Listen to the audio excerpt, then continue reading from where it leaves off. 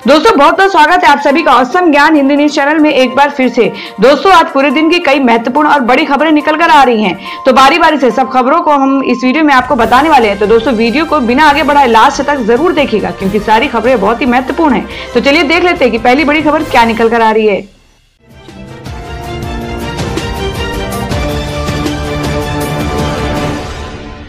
तो दोस्तों आज की जो पहली बड़ी खबर निकल कर आ रही है, आपको बता दें देश भर में क्या है कोरोना संक्रमण के ताजा हालात। आपको बता दें कि देश में अब तक के 9 लाख से अधिक कोरोना संक्रमित, लगातार दूसरे दिन आए 28,000 से ज्यादा मामले। जी हां, बात करें कि चीन के वुहान से शुरू हुआ कोरोना वायरस का कहर देश भर में दिन ब दिन बढ़ता ही जा रहा है और अब ये 9 लाख का आंकड़ा पार कर चुका है। आपको बता दें कि कोविड-19 इंडियन ऑर्गेनाइजेशन के मुताबिक देश में कोरोना के अब तक के 9,07,645 केस दर्ज हो चुके हैं, जिनमें से 5,72,112 लोग ठीक हो चुके हैं। हालांकि इनमें से 23,727 लोगों की जान भी जा चुकी है। देश में अभी तक के 3,11,422 एक्टिव केस हैं। इसी तरह महाराष्ट्र में 24 घंटे में 6,497 नए मामले सामने आने के साथ ही कुल मरीजों की संख्या 2,60,924 हो गई है। और वहीं राजधानी दिल्ली की बात करें तो यहाँ 1,02,46 नए मामले आने के बाद कोरोना के कुल मरीजों की संख्या 1,13,740 हो गई है। और वहीं अगली खबर निकल कर आ रही कि सचिन पायलट उप मुख्यमंत्री पद से बर्खास्त, गोविंद सिंह डोटासरा बने नए राजस्थान कांग्रेस प्रमुख। जी आपको बता दें कि कांग्रेस ने मंगलवार को सचिन पायलट को राजस्थान के उप मुख्यमंत्री और पार्टी के राज्य इकाई के प्रमुख के पद से बर्खास्त कर दिया है। पार्टी के बागी नेता पर कार्रवाई करते हुए उनके वफादारों विश्वेंद्र सिंह और रमेश मीणा को राज्य मंत्रिमंडल से हटा दिया। आपको बता दें कि मुख्यमंत्री अशोक गहलोत ने कांग्रेस विधायक दल की बैठक के तुरंत बाद राज्यपाल कलराज मिश्र से मुलाकात की, जहां 3 मंत्रियों को हटाने के निर्णय की जानकारी दी। आपको बता दें कि राजस्थान राजनीतिक संकट में सचिन पायलट सभी पदों से हटाए गए हैं। अन्य 2 मंत्री भी बर्खास्त किए गए हैं। राजस्थान में जारी सियासी संकट के बीच सचिन पायलट खेमे का वीडियो जारी और एक साथ बैठे दिखे करीब 16 विधायक। कांग्रेस प्रवक्ता रणदीप सुरजेवाला ने कहा कि शिक्षा मंत्री गोविंद सिंह डोटासरा नए प्रदेश कांग्रेस कमेटी पीसीसी के प्रमुख होंगे। उन्होंने कहा कि सचिन पायलट ने कांग्रेस अध्यक्ष सोनिया गांधी के स्नेह और आशीर्वाद पाया और उन्हें कम उम्र में राजनीतिक शक्ति प्रदान की गई। फिर भी वह और अन्य मंत्री भाजपा की साजिश के तहत राज्य सरकार को गिराने की कोशिश कर रहे थे। कांग्रेस प्रवक्ता सुरजेवाला ने कहा कि मुझे अफसोस है कि कांग्रेस सरकार को गिराने के लिए पायलट और उनके सहयोगियों को बीजेपी ने फंसा लिया। और वहीं अगली खबर निकल कर आ रही कि बुधवार को मीडिया से बात करेंगे सचिन पायलट, डिप्टी सीएम पद से हटाए जाने के बाद तोड़ेंगे चुप्पी। जी हम बात करें कि राजस्थान में जारी सियासी उठापटक के बीच सचिन पायलट आज मीडिया से बातचीत करेंगे। कल दिल्ली में सचिन पायलट प्रेस कॉन्फ्रेंस करने जा रहे हैं। राजस्थान डिप्टी सीएम और पार्टी प्रमुख के पद से हटाए जाने के बाद पायलट आज सुबह प्रेस कॉन्फ्रेंस करने जा रहे हैं, जिसमें वो कई खुलासे कर सकते हैं। आपको बता दें कि मुख्यमंत्री अशोक गहलोत और कांग्रेस आलाकमान से नाराजगी के बाद सचिन पायलट ने अब तक मीडिया के सामने कुछ भी नहीं कहा है और उम्मीद है की जा रही है कि वो प्रेस कॉन्फ्रेंस के दौरान राजस्थान में सियासी बवाल पर खुलकर बात करेंगे। बुधवार को दिल्ली में आयोजित इस कॉन्फ्रेंस में सचिन अपनी बात को रखेंगे। दोस्तों आप लोगों को क्या लगता है, जिस तरीके से सचिन पायलट को पार्टी से बर्खास्त किया गया है, तो क्या ये कांग्रेस पार्टी के लिए एक नुकसान साबित हो सकता है? आप अपना सुझाव कमेंट बॉक्स में जरूर दें। बढ़ते अगली खबर की ओर। और वहीं अगली खबर निकल कर आ रही कि पश्चिम बंगाल में ड्यूटी निभाते हुए कोरोना संक्रमित हुई 38 वर्षीय डिप्टी मजिस्ट्रेट, अस्पताल में हुई मौत। जी हां, आपको बता दें कि पश्चिम बंगाल कोरोना संक्रमण से सर्वाधिक प्रभावित राज्यों में से एक है। यहां सोमवार को कोरोना संक्रमण की वजह से पश्चिम बंगाल में एक डिप्टी मजिस्ट्रेट की मौत हो गई। 38 वर्षीय देवदत्त रे हुगली जिले के सब डिवीजन चंदन नगर से पोस्टेड थी। देवदत्त रे कोरोना महामारी में लगातार ड्यूटी कर रही थी। इसी दौरान वो कोरोना की चपेट में आई और इलाज के दौरान एक प्राइवेट हॉस्पिटल में उनकी मौत हो गई।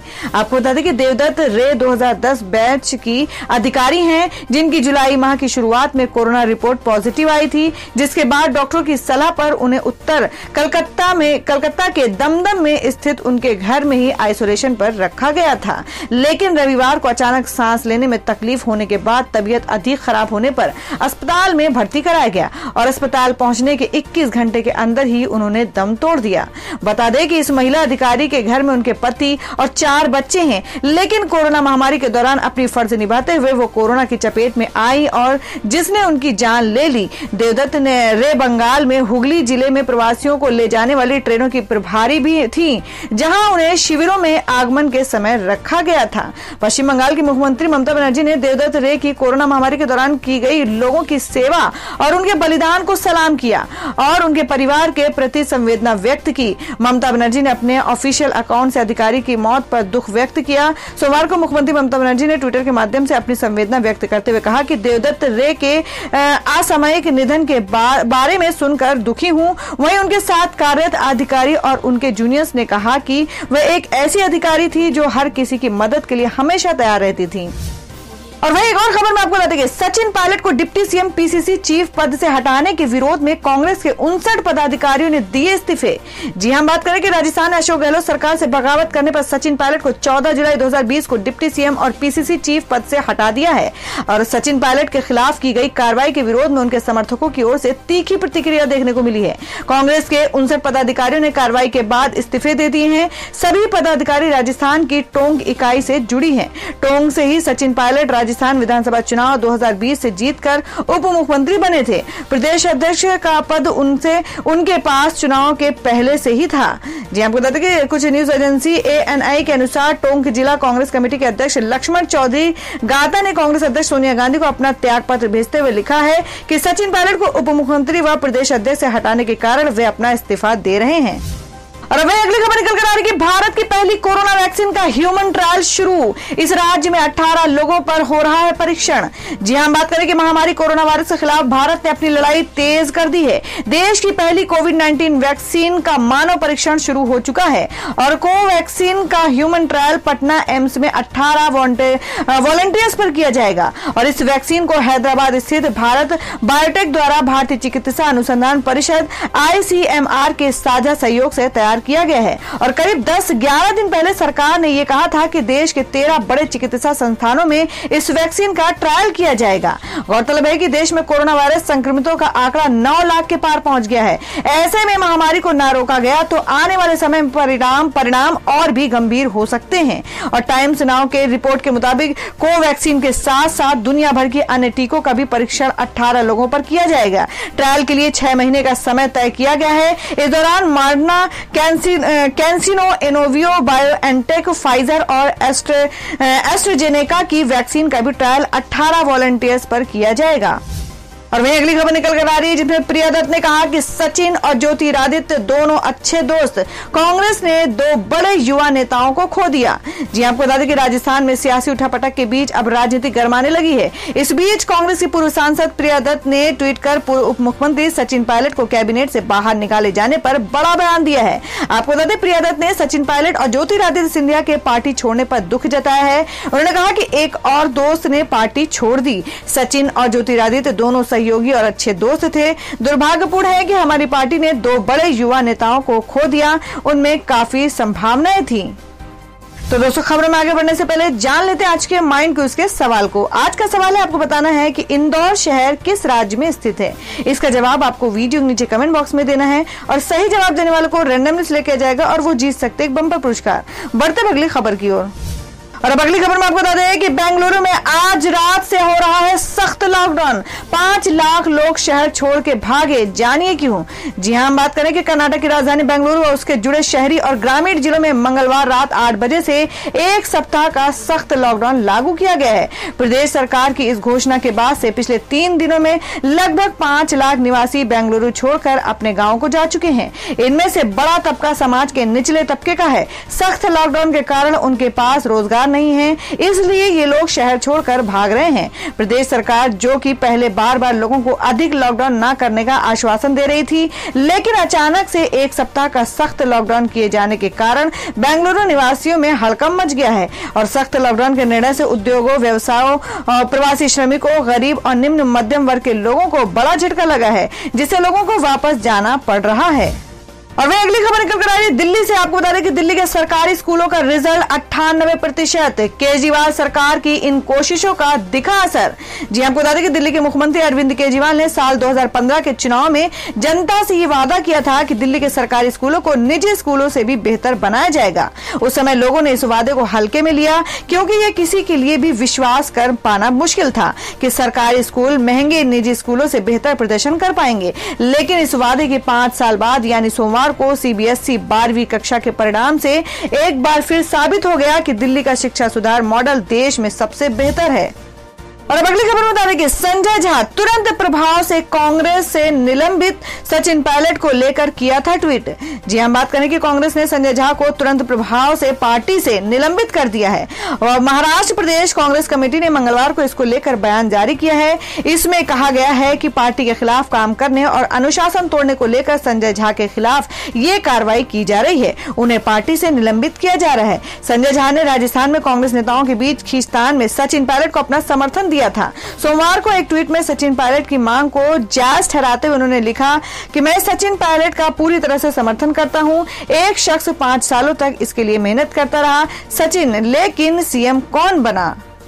बता दें कि सचिन पायलट ने राजस्थान में पार्टी के खिलाफ जाते हुए गहलोत की सरकार के अल्पमत में जाने का दावा किया है, जिसके बाद पार्टी उन्हें सभी पदों से हटा दिया है। और अब बता दें कि कोरोना के कारण बेरोजगार हुए मुंबई के डब्बा वालों की मदद के लिए आ गया है संजय दत्त और सुनील शेट्टी।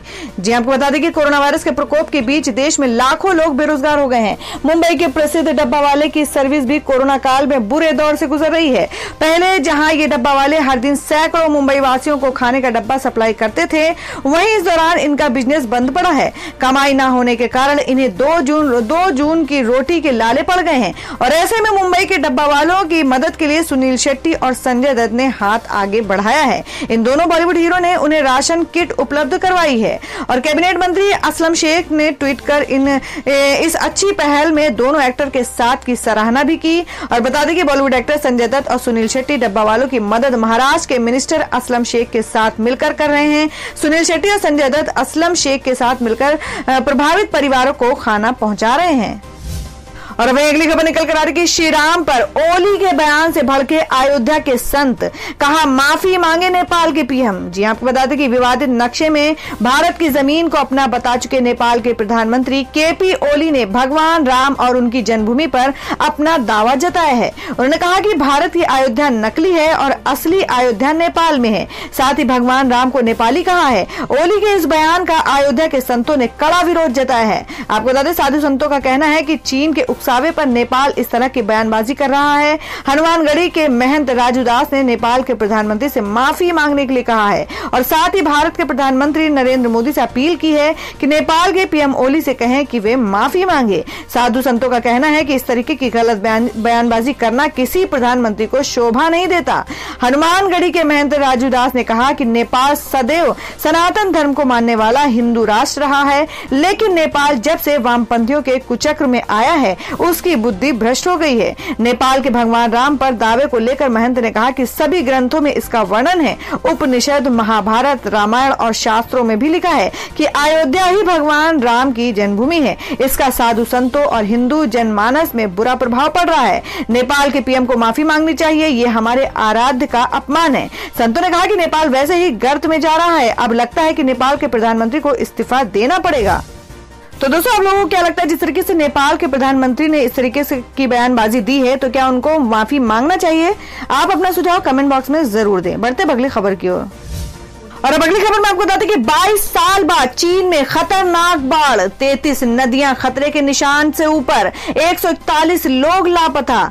जी हम बात कर रहे हैं कि चीन इस समय दशकों में आई सबसे भयानक बाढ़ का सामना कर रहा है। यहाँ पर 33 नदियां अपने खतरे के निशान से ऊपर पहुंच चुकी हैं। लाखों लोग प्रभावित हैं तो सैकड़ों गायब हैं। और वहीं देश की जनता में रिलीफ फंड को लेकर नाराजगी है। लोगों के आरोप है कि इतनी खतरनाक बाढ़ के बाद भी जो राहत राशि दी गई है वे बहुत कम है। बताया जा रहा है कि अब तक के 3.8 करोड़ लोगों को सुरक्षित जगह पर पहुंचाया जा चुका है और चीन में मूसलाधार बारिश ने सब कुछ तहस नहस कर दिया है।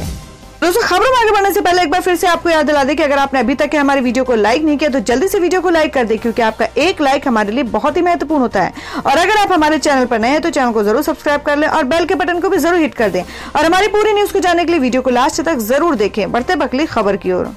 और अब अगली खबर निकल कर आ रही है कि टिकटॉक के बाद अब पबजी को बैन करने की सांसदों ने की मांग। संसदीय समिति की बैठक में कैम स्कैनर के इस्तेमाल पर भी चिंता।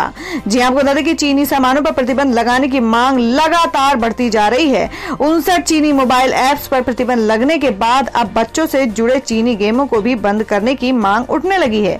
मंगलवार को सूचना प्रौद्योगिकी से जुड़ी संसदीय स्थायी समिति की बैठक में मौजूद सदस्यों ने बच्चों के बीच लोकप्रिय लेकिन विवादित चीनी गेम पबजी पर प्रतिबंध लगाने की मांग की है। बैठक का एजेंडा डाटा प्राइवेसी और डाटा सुरक्षा था।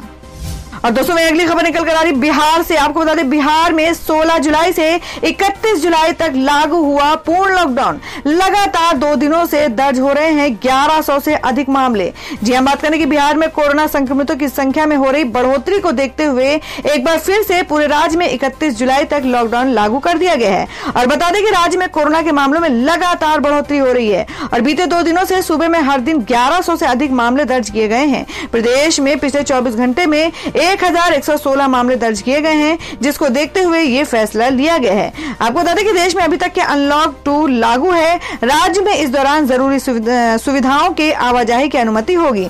जारी गाइडलाइन में खेती किसानी से संबंधित कार्यों को अनुमति दिया गया है और धार्मिक स्थलों को बंद रखने को कहा गया है। व्यावसायिक गतिविधियां, दफ्तर आदि बंद रहेंगे।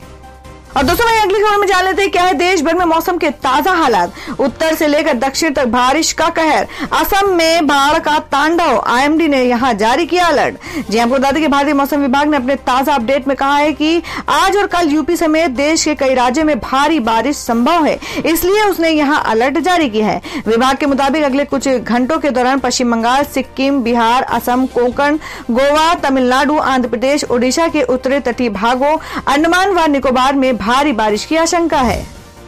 तो दोस्तों ये थी अब तक की सभी बड़ी खबरों की अपडेट से टुडे ब्रेकिंग न्यूज और लेटेस्ट खबरों को देखने के लिए हमारे चैनल ऑसम ज्ञान हिंदी न्यूज चैनल से जुड़े रहिए और हमारे वीडियो को लाइक शेयर जरूर कर दें अपने दोस्तों और रिलेटिव्स के साथ। तो दोस्तों फिर मिलेंगे काम की खबरों और सरकारी योजनाओं की एक और नई वीडियो के साथ। तब तक के लिए धन्यवाद दोस्तों।